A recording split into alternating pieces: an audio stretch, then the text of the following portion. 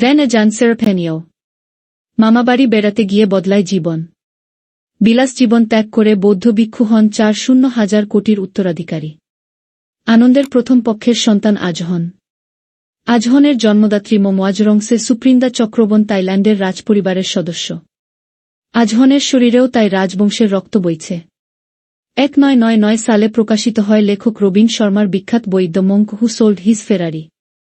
সারা বিশ্ব জুড়ে সেই বই হু হু করে বিক্রি হয়েছিল। এক সফল আইনজীবী জুলিয়ান ম্যান্টল আধ্যাত্মিক জীবনে পা দেওয়ার জন্য কিভাবে নিজের প্রাসাদ এবং বিলাসবহুল গাড়ি বিক্রি করে দেন, তাই ছিল বইটির বিষয়বস্তু। The monk who sold his ফেরারির বইয়ের জুলিয়ান ছিল কাল্পনিক চরিত্র। কিন্তু ভেন আজহন সিরিপানিওর কাহিনী বাস্তব। জুলিয়ানের সঙ্গে ভেনের মিলও অনেক। মালয়েশিয়ার সদ্যপ্রয়াত ধনকুবের আনন্দ কৃষ্ণনের একমাত্র পুত্র আজহন।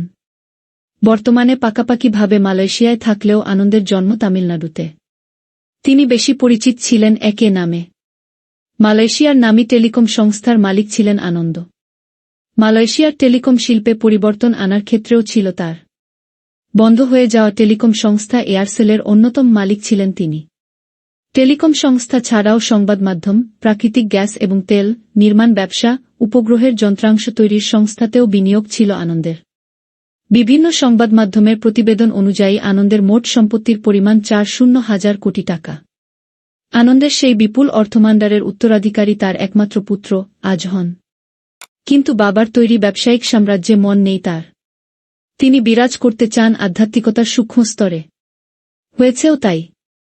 বাবার অঢেল সম্পদ উপেক্ষা করে আজহন পা বাড়িয়েছেন সন্ন্যাসী হওয়ার পথে।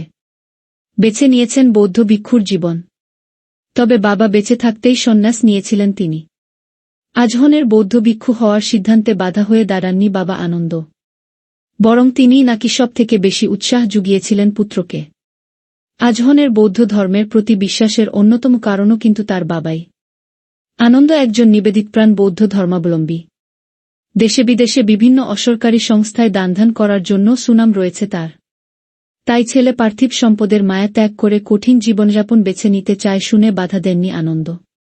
কিন্তু কেন বিলাসবহুল জীবন ছেড়ে আজহন বৌদ্ধ ভিক্ষু হওয়ার সিদ্ধান্ত নিলেন, সে বিষয়ে তিনি কখনো কিছু জানাননি। 2 দশকেরও বেশি সময় ধরে আজহন বৌদ্ধ ভিক্ষু হিসাবে জীবনযাপন করছেন। বর্তমানে তিনি থাইল্যান্ড এবং মায়ানমার সীমান্তের কাছে দতাও দম মঠে থাকেন। ভিক্ষা করে তার যে সামান্য আয় হয় তাতেই অনাডম্বর জীবন কাটান তিনি। আনন্দের প্রথম পক্ষের সন্তান আজহন। আজহনের জন্মদাত্রী মোয়াজরংসে সুপ্রিন্দা চক্রবন থাইল্যান্ডের রাজপরিবারের সদস্য। আজহনের শরীরেও তাই রাজবংশের রক্ত বইছে।